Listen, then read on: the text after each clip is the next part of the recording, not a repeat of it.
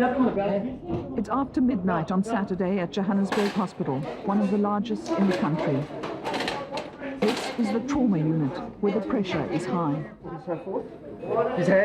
Stabbings, gunshot wounds, hit and run survivors. What's your name? Okay, let's get X-rays for headaches and see spine. Okay, one wound on the head, left. This emergency unit has been described as world-class. The staff here are highly trained.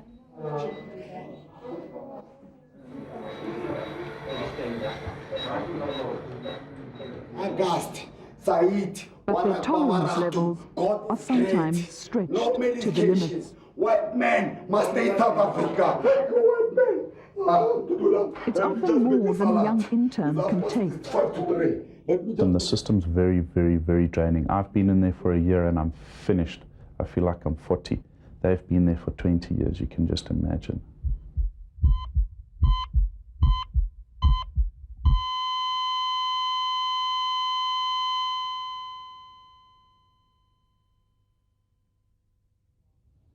Dr. Spencer Poole left South Africa at the end of last year. He now works in Europe, probably earning 10 times more than he did here. But it's not just about money. What I'm looking for is somewhere where there's some civility and there's some empathy and there's some value put on life, and where I can work in a system where my feelings won't be broken by things that are out of my hands. He did his internship here at Johannesburg Hospital. While he has only praise for the emergency and pediatric ward, he says in other sections nurses lack basic training and simply don't care. Because of this attitude, he says, many of his patients died needlessly. One of them was a young man called Victor Moya. He worked as a gardener in Johannesburg's northern suburbs. One day he felt ill and his employer took him to Joburg Hospital. He was complaining of severe headaches and nauseousness, and he couldn't walk. We were told by the staff on duty at the time that we simply had to wait our place in the queue, when clearly to us at that stage there were people with less serious problems. Victor Moya was only seen by Dr. Poole that evening. He was diagnosed with meningitis. Medication was prescribed, which nurses were meant to administer. His brother Jabu visited him the following day. I go there around 6:30 at night. And then when I was there, I find him just sleeping. I asked him, Victor, how are you feeling? He said, no, I'm still sick. They just put him a trip. Then I asked him, did they give you some medicine? He said, no, they didn't. We wrote up the medicines for him. It took him 18 hours to get his first dose of Rocephin. Which meant that from the time we took him in on the Monday morning till the time that he received his first medication was over 48 hours, and he subsequently died that evening. If he had treated on time, maybe they should save his life. Dr. Poole says this was one of many similar incidents that drove him away from the South African Public Health Service. They can't identify priorities and they can't manage priorities, as what happened with my case, with a sister who couldn't prioritize a meningitis patient over other patients who she had to see. If they can't even take the doctor seriously, do you think they're going to take a patient seriously? Not a chance. Hospital management says things are actually improving. Pleasing thing is in the last 12 months we've got more compliments than we've received complaints. So I think we're sort of getting in the right direction. Okay, look at me. But he admits that staff attitudes need to change. The problem of attitudes of staff, particularly with nursing staff, is becoming an increasing problem. I think it relates to two things. In the first instance, there's the issue about the difficult working conditions. It's a high pressure that people are under. The second side is the issue of salaries. And this has been something that's been discussed at all levels, provincial level and at national level. So I think we need to look at improvements in packages. And the third issue is just the training side of it. And on the training side, It's not so much the quality of training, but I think the selection process and whether or not we're getting people that are truly committed to serving the communities that we should be serving. To the cubicle and dress him, and then we'll see him. Okay. Dr. Tumi Kobe says she was once truly committed to serving her community. Now she's lost all enthusiasm for the job. She's the only doctor at Mpungwe Hospital in Mpumalanga. The hospital has a fully equipped theatre and an X-ray department, but they don't function because there's no staff. Dr. Kobe begins her day in the wards, where she sees about 40 patients. Many of them are referred to Mpungwe from nearby Witbank Hospital. Many of them are terminal. She says it's hardly surprising that staff are despondent. This is what I can call the hospital of death. If we can just put up our statistics, I'm telling you the number of patients who are dying in this hospital is going. And even ourselves, as staff members, we become affected. I mean, death, nobody has ever got used to death. So everybody is depressed about the rate of death that is taking place in our hospital and caused by Witbank Hospital, by the way, because they are the people who are sending terminally ill patients. This man has the worst bed sores she has ever seen. He should be turned several times a day, and his dressings changed at least twice. But no one has time to do that. And there's not enough gauze to change the dressings frequently, so the bed sores have eaten into his flesh. So these are the type of patients we are nursing, and they've been sent by Witbank Hospital. They say we must nurse them. Usually they send us patients with bed sores, patients who are terminally ill, paraplegics, and the major problem that we are having is that we are short-staffed and we don't even have a physiotherapist. When the patient wet himself and then it's not cleaned, then the urine burns the skin and then it fungates, it eats the skin. And then most hospitals, they send them home and the relatives, they cannot cope. Like with this one. He stays with the grandpa, so the grandpa cannot take care of him. We don't have things to change him, we don't have colostomies, we don't have a gauze, we don't have anything to help him. Even the nappies, we are struggling to get all those things. Outpatients say because Dr. Kobe is first committed to her ward rounds, they have to wait hours for treatment here. Ons is nou 2,5 jaar pasiënte hier en ek moet sê in die 2,5 jaar het dinge verval. Dit is nie meer soos wat ons dit hier gekry het nie. Die medikasie kry ons nie gereeld nie. Ons moet ure lank wag om 'n dokter te sien. Al kom jy 7 uur, al kom jy vir my 11 uur, jy moet wag. Witbank Hospital is apparently worse. En na Witbank Hospitaal toe moet hulle nie vir my vra om te gaan nie. Ek was gister daar met 'n afspraak vir tande. Daar's nie een pasiënt nie, daar's omtrent 300 pasiënte. Jy wag vir, ek kan amper sê dae om een of iemand daar te sien. Patients have the impression nobody cares. Dr. Kobe says she is fast reaching the don't care stage. I hate the career now. In fact, they make me, the system is pushing me to hate the career because they are pushing us. Like, for instance, if I'm alone in this hospital with a junior doctor, I've got to push the line. I don't consider looking at as a patient as a whole, that the patient is sick and then the patient might have some things to talk to me, social problems and otherwise. We always push the line. We don't attend, we don't really render the good service to our patients. We push the line. My concern is patient. If it was not patients, I would resign and go and open my own practice, or I'll go to overseas. I mean, I've got all avenues, I've got all channels, I can do anything. I'm a professional. I don't look for job look for me.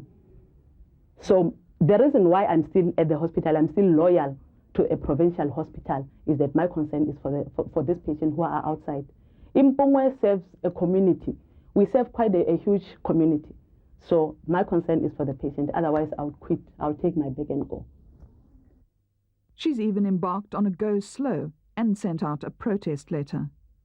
I was on a go slow strike last week, and then Witbank Hospital, they came, we spoke about it, but still, personally, I feel they cannot solve my problem because they are not the people who are employing doctors.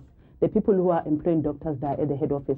That is why I've spoken to the MEC, and she's prepared to come and help me. And I believe that she's going to help me. And if she doesn't help me, I go forward. Mpumalanga Health MEC Sibongile Manana has visited Mpungwe and warned Dr. Kobe against speaking to special assignment, telling her to register her complaints through the correct channels.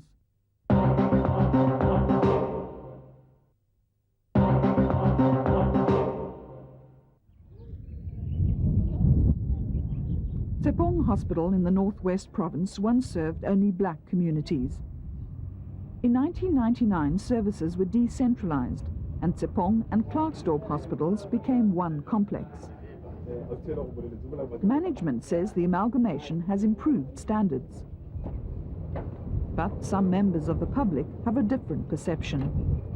Riona Webster's husband, Gary, was admitted to Tshepong with a broken leg after a car accident last year. She says it was a disaster from the start.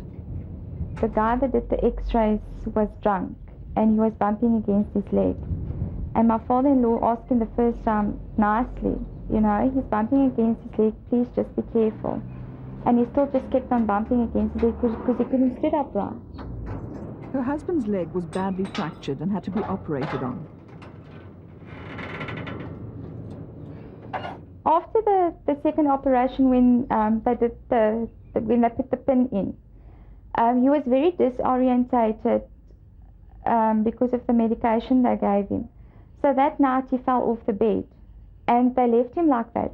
They didn't try to help him. When I got there, it looked like there was a big fight in the room because everything was shambled in disarray and standing everywhere. And I got him up and put him in a chair, and you know, he gave him something to wash his face with and calm me down. And it just looked so, you know, I couldn't believe it. He was so sad. It was just like a man sitting there and nobody helped him. Gary Webster was a big man. Nurses said he was too big for them to handle. So I had to go, me and my father-in-law went, we bathed him, cleaned him. When he had to use the bedpan, we helped him. And one night they called me back and said to me while they were watching Generations, please go and wash the bedpan. And that was every night's routine. I had to go and bath him, wash his bedpans, throw out the urine in the slush room, and that was that. That didn't help. Gary Webster's leg never healed properly, and he was in and out of Tshepong Hospital. One day, Riona and her mother arrived to visit him, and she got the shock of her life. And at about 1 o'clock when we got there, when I walked into the room, I saw there was something wrong with the bruise. It looked like he had bruises on his back. And when I touched him, he was cold. And I spoke to him and there was no reaction. And my mom, being a nurse, said to me, Alavi, he's gone. He's gone. I've got no idea how long he's been dead.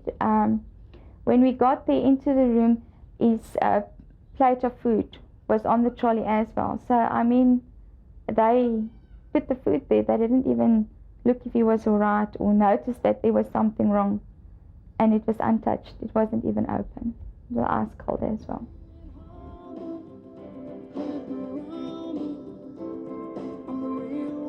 She blames the hospital and says if her child got sick now, she would keep away from Tshepong. I wouldn't take him back to Tshepong, I can tell you that. I would sell my car in an instant. I would sell anything to get the money to take my child to a normal, decent hospital where you can find help. She says her children, particularly her daughter, simply can't accept that their larger-than-life dad is dead. She's old enough to understand now what's going on. And she was heartbroken. That was her dad.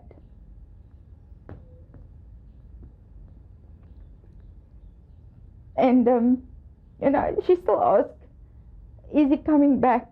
Will we see him again? And I just have to tell her no. You know, one day, maybe when When we're all lucky and go to heaven, that's where we'll meet again. Vusi Mpongose still plays soccer with his friends, but he can't write properly, wash or do things a normal boy his age wouldn't think twice about. He was playing soccer when he fell and broke his arm. He had a plaster cast put on by a doctor at Tsepong. But according to his guardian, Sam Ndobo, it was put on too tightly. Now Vusi can't use his arm at all.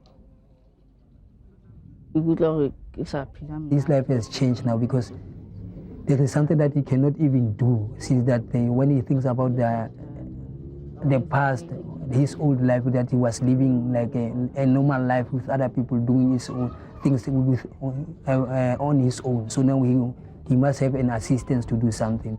I'm sad about what is happening with a young man like this, whose future has been now doomed. We cannot even do the things that he used to do. Really, it's a hard story. I mean, it hurts everyone who hears it, really. I used to go to Tsepong to visit some of my friends who was there. I mean, they treated people very bad. They didn't show respect to the sick people. They think only for themselves. It seems that they are just there.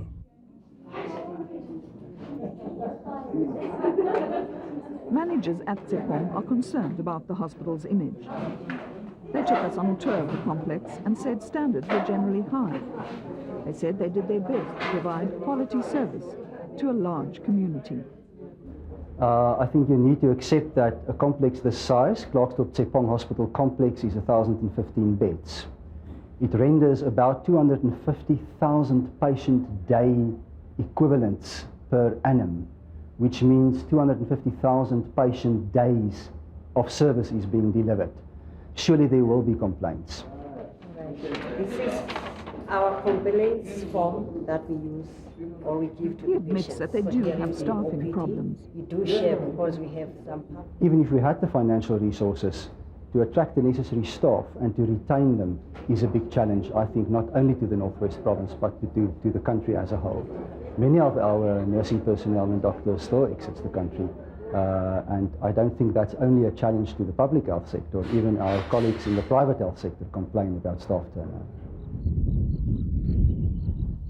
But it's in the poor rural areas, far from major centres, that the lack of financial resources and expertise is really evident. Holy Cross is a former missionary hospital in the Eastern Cape. People come here to be treated for diseases like dysentery, TB, hepatitis and AIDS-related complications. But conditions aren't conducive to getting well. In this ward, where some people have severe diarrhea, the toilets are out of order and have been for months. Patients have to walk to another section or go outside.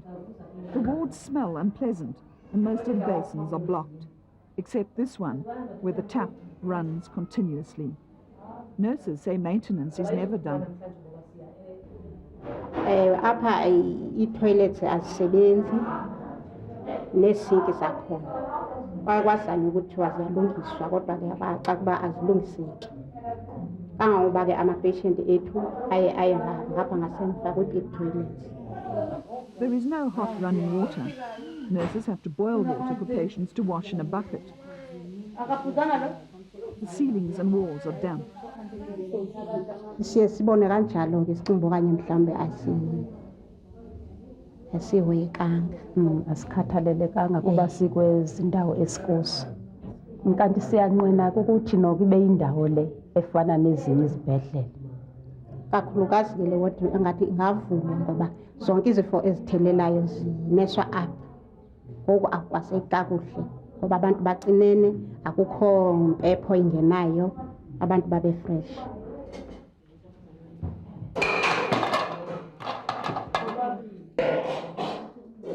Patients say the food they're given makes them feel worse. It's dished up like prison fare in metal plates with no cutlery. They don't get spoons in case they steal them to take home.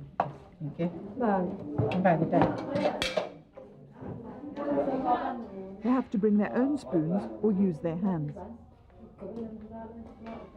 This man can't stomach solid food, so he hasn't been given anything to eat today.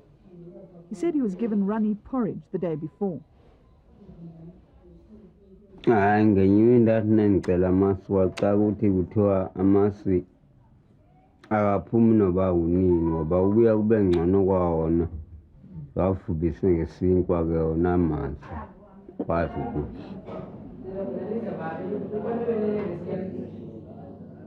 Malnutrition is a huge problem in these far-flung rural areas. Mothers often don't know how or don't have the money to nourish their children properly at home. So they end up in hospital where they need special attention. But there's often no milk formula available to get over even the initial stages of malnutrition. At Bambisana Hospital, near Lusikisiki, there's only one doctor. Yeah. I try to put in practice all my knowledge that I get on my training, but sometimes we are having difficulties with, for example, in pediatric ward, sometimes there are not milk for the children. You know, I'm working alone. There is another doctor who is the medical superintendent, but this hospital is having about 130 beds. The number of patients in outpatient department is very high. The outpatients department at Bambisana Hospital was built in 1996. There are 7 consulting rooms, but they stand empty because there is no staff and no equipment. We were shown around the hospital by a representative of the health union Nehawu.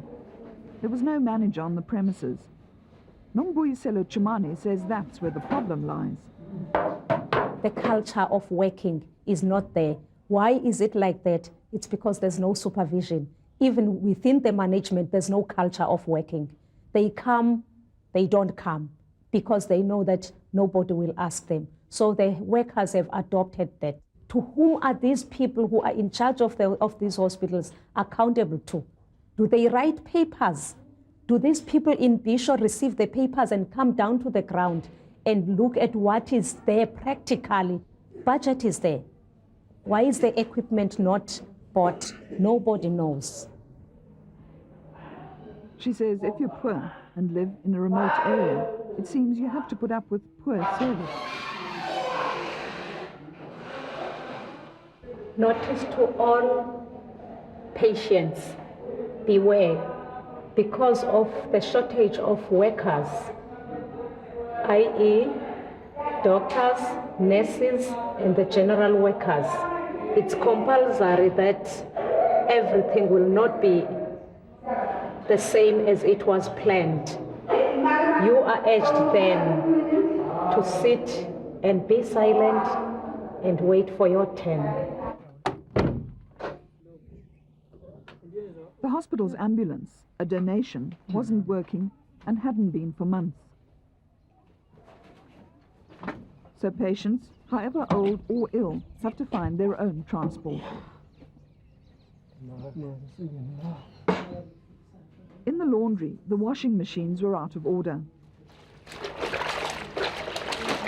Linen, bedclothes and blankets for this 130-bed hospital were being washed by hand.